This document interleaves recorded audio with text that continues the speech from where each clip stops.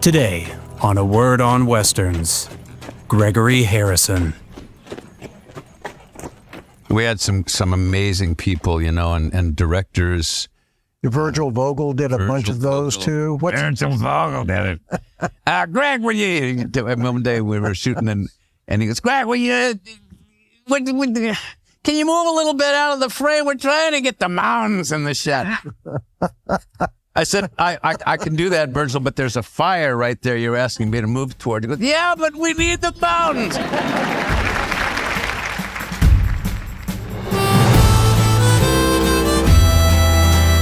Welcome to A Word on Westerns, where we talk to the greatest Western creators of yesterday, today, and tomorrow.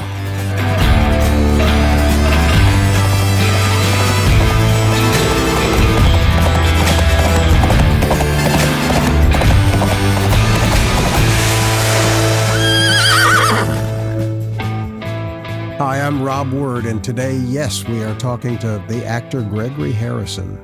And I'm RJ Word, and I will be talking to Rob about talking to Gregory Harrison. Well, boy, that sounds pretty dull to me. Well, it's not dull, though, because we have a lot to talk about. And one of those things is a trend that is very common today that I have a love-hate relationship with, because it can either go incredibly well or terribly. What is that trend? Remakes. Remakes. And speaking of remakes, Gregory Harrison bought the rights to the classic John Wayne, Montgomery Clift, Howard Hawks film, Red River, and remade it for television. And I think he did a pretty damn good job on it. Yeah. It's interesting to see the reasons that remakes are made and the different mediums that they can exist in, too. Because in the case of Red River, he obviously had a lot less money than the original production of the film had, but technology in that time had actually come so far that he was able to do something that felt really big and very cool for substantially less. But what worked is the star power. Exactly. And that's what made this one work, too, is who do you cast for John Wayne's part? Well, on television at the time, there was really only one person, and that was James Arness. And he came out of retirement to do this with his pal, Bruce Boxleitner. And Bruce is in the audience while we were shooting this interview with Gregory Harrison. And Gregory's career is much deeper than I had thought. He was born on Catalina, the island, and he has a great line that I'm not going to say right now. I'll let him do it and get a laugh from the audience. It's just terrific. But, his big TV series where he was the star with Pernell Roberts was Trapper John, which was a sequel to MASH, which was also very successful. But in the Red River remake, he was able to cast some of the classic cowboy heroes from TV in significant roles on the film, and it was great to see them in cameos. I remember when it first aired, it really did big numbers in the ratings. It was 1988, a TV version of the classic John Wayne film, and yeah, he got Guy Madison and Ty Hardin in it. Yep, and John Lupton from Broken Arrow. He also has a wonderful story about John Wayne, and that's a great portion of this interview. Gregory's articulate, he's funny, he's talented, and it was a pleasure to have him join us to talk about his films, including Centennial, another epic Western. I always love hearing stories about John Wayne interacting with regular human beings, doing regular activities in the real world, because he was such a larger-than-life personality that I don't think he did anything without the Duke style. Well, Gregory's story, you can conjure up the image of Duke going through his story. Let's get to it right now, because Gregory is a great guest. Let's bring him on. Everybody, enjoy this episode of A Word on Westerns, the podcast, with our special guest, Gregory Harrison.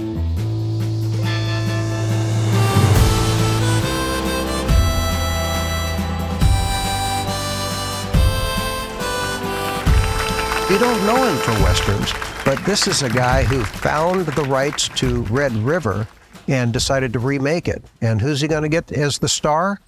Big Jim Arness. That's right. My guest is the wonderful actor, Gregory Harrison. That was quite a stunt to pull off at that time with Red River. It was a Howard Hawks classic with John Wayne. There's really nobody else to take that part of Dunson. There really wasn't. It was a scary proposition. Remake, when you remake something that seemed perfect, the whole idea of it was really frightening. But when we got the commitment from Jim Arness, it was like there was really only one person who could have, stepped into the shoes of John Wayne to play that role. And then we had Bruce Boxleitner to come in and play the other lead. And I took the opportunity as the producer to cast myself as Cherry Valance. Yeah. Spin some guns. Well, and then you have like a competition, a mano a mano between you and Bruce.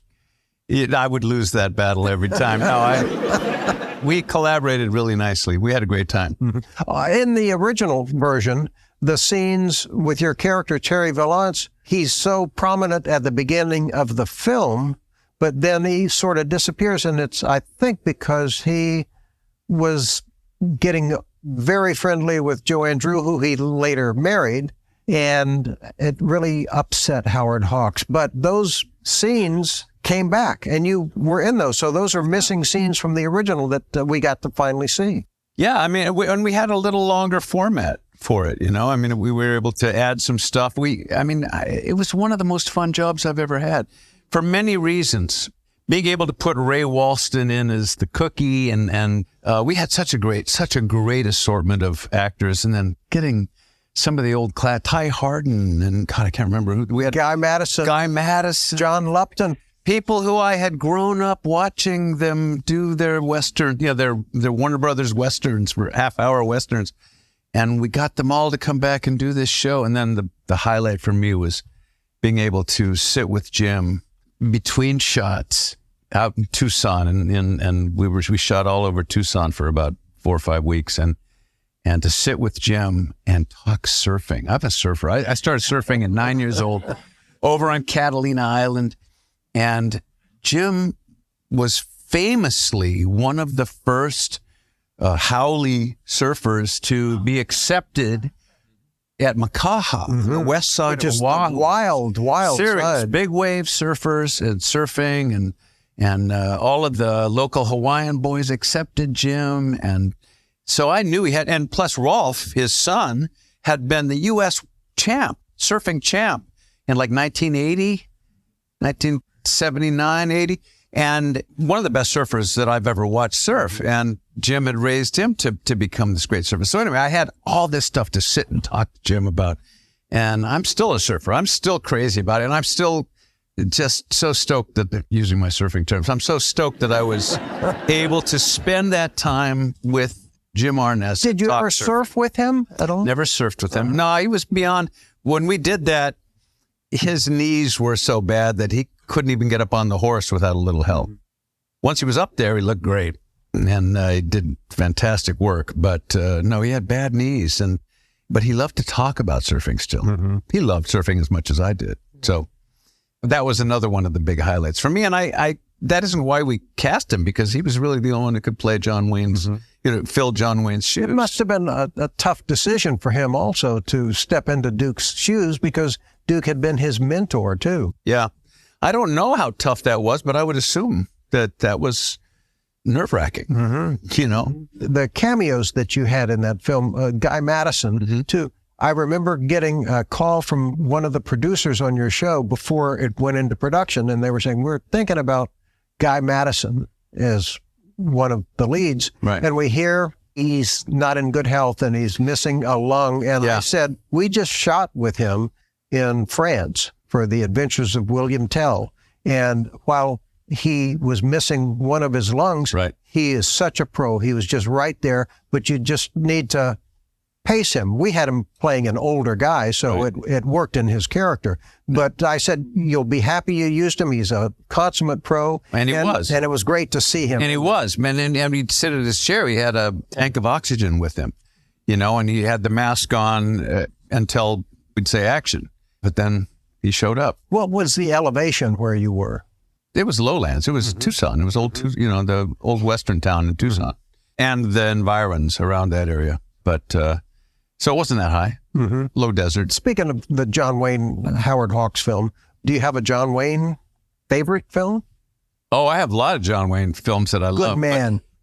But I had a relationship with John Wayne. Well, we'd like to hear about that. Tell you about my relationship with John Wayne. Having been born on Catalina Island, third generation, my grandfather started the glass bottom boats. My father ran them his whole life. And when I was a teenager there, going to Avalon High School, 31 kids I graduated with, 28 of them I went to kindergarten with. So it was like a small town. And John Wayne would come over with Pilar and his sons and bring at least a dozen Hollywood friends, maybe 3 or 4 weekends a summer. And he would bring about a dozen of his guests, and he would get the shore boat, and they'd all come in. And I worked at a place. I had a job at 14. I got this job at Boys and Gulls Menswear. It was yachting clothes. So I'm 14 years old. I'm working in there. And one day I see the silhouette of, John Wayne, the gate. And so he comes in with about a dozen people around him, and I'm the only one working as a clothing salesman. And he goes, hey, kid, I want you to deck everybody out in their clothes, and I'm going to go over to the Chi-Chi Club, and I'm going to have a couple beers, and when I'll come back in a while, and I want them all to have new threads. I said, yes, sir, Mr. Wayne, yes. And I sold everybody clothes. I got a commission. And everybody was happy with it, and he comes back about an hour later, and he's all right, thank you very much. And he leaves, and then about 2 weeks later, the boat comes back, and I see the silhouette outside, and he goes, is the kid here? And I'm right here, Mr. Wayne. And I come down, and he goes, all right, kid, I'm heading over to the Chi-Chi again. Want you to deck them all out. And literally that for 3 years, I worked from 14 to 17, I worked there, and he would always come up, hey, is the kid here? And that's it. I was the kid. Oh, boy. Well, that's job security for you then, too. And so did you meet his kids and Patrick and stuff? Yeah, then too? They all came over. Yeah. Was there surfing on Catalina, or did you have to go someplace else? On the other side of the island, about 13 miles outside of Avalon, there was a place called Ben Weston Beach and Shark Harbor, and we'd surf over there. I started surfing at 9, and I still surf. And I've done movies about surfing, and it's been a big part of my life. How did you break into movies then? In 1965, they shot a movie on my dad's boat, which was the winter boat, the Nautilus, which was the little glass bottom boat. The movie was called The Glass Bottom Boat. What, Doris Day? Was Doris Day in there? Doris Day and Rod Taylor and Arthur Godfrey played my father. Well, Paul Lynde must have been in that too. I don't remember Paul being in it, but I was 15 and I had loved movies. I was in the little local theater in the high school. I had done some variety shows and done a couple of school plays, and I'd sat in that casino theater, the big, beautiful casino theater, the first theater built for talkies. Wow. In the world. And I'd sat there in the front row of that and watched movies since I was like 4 years old and just thought, this is magic. This is magic. I don't know how they do this, but it's magic. It's like you can make people feel things. And it was like magicians up on the screen. I'm sitting on the boat. They can't get rid of me. Like Route 66 and Morichuri, this Yul Brynner, Marlon Brando movie, all these things had shot on the island, and I'd try to get on the sets and watch what they were doing. They'd get rid of me. This is my dad's boat. They can't get rid of me. So I'm about 12 feet away from Rod and Doris doing this scene, and and they're doing the dialogue, and all of a sudden Doris will go, God damn it. I blew it. Let's do it again. Let's do it again. And I'm watching. You go, what? Doris Day swears. One, at the hell. And then two, you can screw up and do it again. And then I watched, they'd do several takes, and then they'd go, okay, print, let's get another angle. And literally, it was my epiphany that day. I went, okay, that's what I'm going to do for the rest of my life. I can screw up until I get it right. I know how to do that. And that was the day I decided that's what I'm going to do for the rest of my life. Literally, for real. How did you get an agent? Well, I ended up, I graduated from high school over there, and then I got drafted and helicopter medic in the Army, 68 to 71, and then got out. I was almost 21 years old, and I had the GI Bill. So I went east to Hollywood. And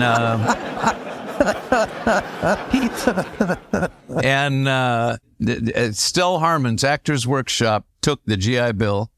So I started studying there. And for about 4 or 5 years, I pounded the pavement and learned my craft and studied with Stella Adler and Lee Strasberg. And I had a window washing route on Santa Monica Boulevard, right all the way through the Swiss Alps down there. And I would wash windows between midnight and 3 a.m. so that I was free all day to study and work at the workshops and rehearse and learn scenes. I really put the blinders on and learned my craft. And then somebody came in 1975. They came to look at class to see if there was somebody in there they could cast in this movie they wanted to make for $100,000. For a year, they were going to shoot on weekends, rent the equipment Friday night, bring it back Monday morning, and shoot straight through. And so they said, you're good for this role. You want to do this movie with us? I said, sure, whatever. I didn't have a union. Wasn't in the union, didn't have an agent. I shot it for a year on weekends, and then Universal, Sid Sheinberg, Universal loved it. They bought it. They reshot half of it, so that got me in the union. Charles Champlin wrote a great article in the cover of the calendar section, and that got me an agent. And overnight, with about $100 in the bank, I was a movie star. Wow. Nice. So I sort of skipped all the bit parts and everything, but I spent 5 years learning my craft, and then I only went on good roles, after that. And I finally nailed, what was it? I think the first one was I did Logan's Around the series, Centennial. Mm-hmm. Talk about Westerns. Let's talk about Centennial, because you were a Mennonite, I believe, in that. Played a Mennonite. Boy, that was a massive undertaking. Massive. I aged from 22 to 78. Stephanie Zimbalist and I crossed America in a Conestoga wagon and started the town of Centennial. And what a great role for you to have, too, in that. It was like the central role around. There was probably 200 of the best actors in the world in that miniseries, 25-hour-long miniseries. I did 14 hours of it, and surrounded by some of the most talented, amazing actors you can imagine. It sort of cemented my reputation, at least, as someone who you could make do if you cast me. I wasn't going to blow it. Mm-hmm. It was amazing miniseries too. John Wilder, the creator, producer of that, he used to be an actor. He's a great writer. Yeah, great producer. Yeah. We had some amazing people, and directors. Virgil Vogel did a bunch of those too. Virgil Vogel did it. Greg, one day we were shooting and he goes, Greg, can you move a little bit out of the frame? We're trying to get the mountains in the shot. I said, I can do that, Virgil, but there's a fire right there you're asking me to move toward. He goes, yeah, but we need the mountains. Finally, I ended up burning my feet in the fire. Yeah, that was Virgil. And Paul Krasny and a whole bunch of really good directors. And we shot all over Colorado and all over Texas, and it was amazing. It was amazing. That was where I had said when they cast me, they said, you ride, right? I said, oh, yeah. I ride a horse, of course. That's the stock answer. Well, yeah. Did you ride? Yeah, I ride a surfboard. Yeah, yeah. But I learned how to ride on that. Who taught you how to ride? They had some great stunt people on that. They had amazing people. No, I don't remember exactly who it was. Geez, we're talking 40-something years ago. But I did learn how to ride. I did have a fun experience riding a horse, though, on Centennial. And there were a lot of Native Americans in the cast and people playing Native Americans. Back when non-Native Americans could play Native Americans. And like Two Moons and Broken Thumb and all these names.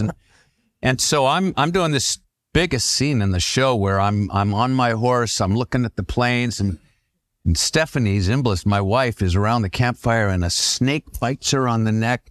And somebody comes riding across to me, about a quarter mile across to me in this big wide shot, and tells me something. And I start galloping toward the fire and I'm riding towards them. Their horse is supposed to come up on my left and I'm on the right. They came up on my right. So my horse, which had gotten used to the idea in the rehearsal of having them come up on this side, slammed on the brakes. I hit the saddle horn so hard that I ended up... Changing your voice. Yes, exactly. But we ended up having to still continue shooting for the rest of the day. But we had to check with all the women on the set, on location, to see who had a Kotex pad because I was bleeding. Ooh. And yeah, a little TMI, no?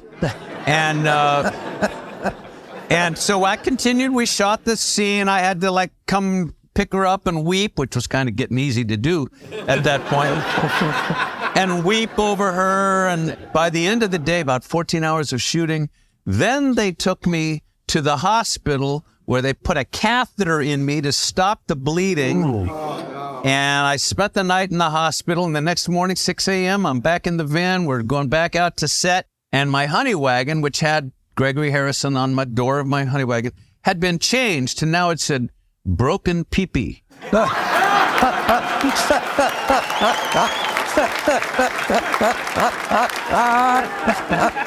that was my name for the rest of the shoot. Well, Broken Pee-Pee, have you been riding since then? Yes, I have. Well, I went ahead and did Red River after that. Oh, that's true. So, that's true. Yeah, I knew what to watch out for after that. Well, before you go, I'd like to ask about Pernell Roberts and Trapper John, because that ran for 7 years. People can't believe it was such a long-running hit when you talk about it today. Yeah. It was. I mean, it was one of the top shows at the time. It was. We inherited Carol Burnett's slot on Sunday nights at 10 o'clock. So the audience was, I attribute a lot of our success to that. The audience was used to tuning in. The major audience in America, back then with 3 networks, it was, if you got, 15 million, that was like, okay, that's a good night. Mm-hmm. Now 15 million is like the most popular show on television. Mm-hmm. But yeah, we got in Carol's audience, and the show had its charms. It was light. That was kind of just before St. Elsewhere changed medical shows to where the doctors weren't godlike anymore. Mm-hmm. They had their own issues and problems, which I always really liked. And I always pulled for that on our show, but nobody ever let me do it. Mm-hmm. But it was a really fun show. We had great guest stars. Ray Walston was on there several times. Red Buttons was on it. God, I directed Sylvia Sidney. You directed 5 of those episodes too. Yeah. So what was it like saying, I've got the power now, I want to direct some of these? I've always tried to control the sets I'm on anyway, so it's just sort of to a fault, I'm more directorial than I am an actor. I always look at the big picture of things, and my challenge as an actor has always been to not think as a director when I'm in a scene with somebody. Don't gauge their performance while you're supposed to be living in your own character. So that's always been my challenge, and so it just felt right. Well, you can't control this show because we've run out of time. All right. You get me talking, I'll waste enough. Let's have him back another time.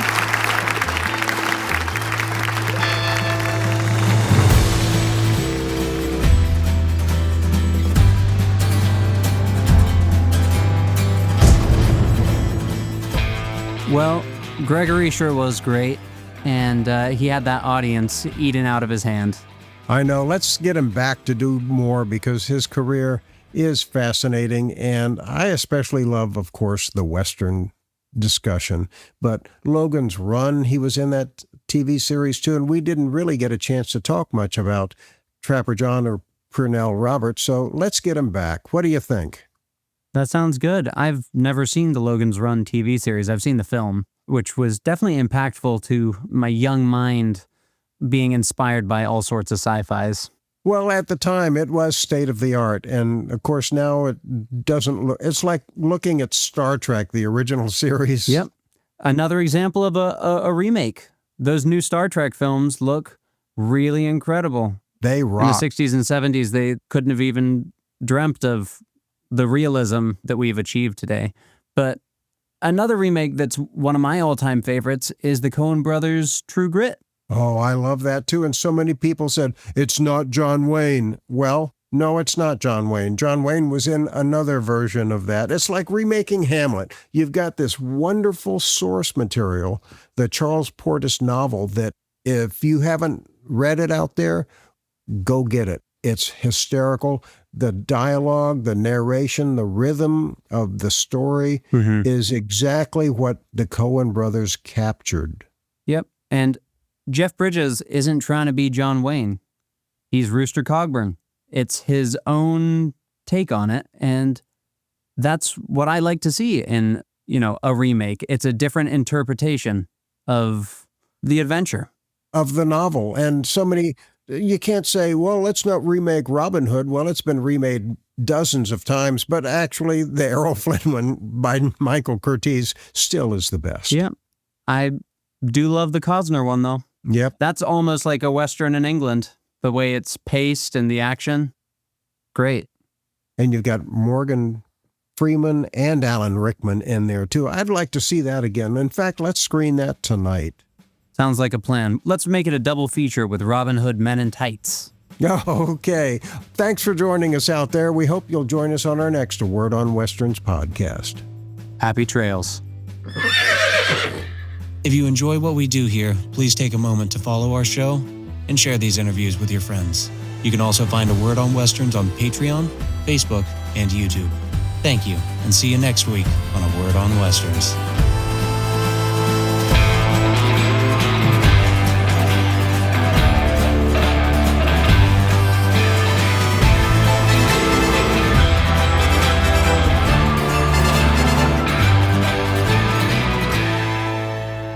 Westerns is produced and hosted by Rob and RJ Word and produced by Caroline Parker Stark. Edited by Alex Lockett and Boar and Ebor Dro. Location audio is provided by Richard Reagan. Sound design by Alex Lockett. A Word on Westerns theme song was composed by Karel Pasoda with additional arrangements by Shipwreck Music and RJ Word.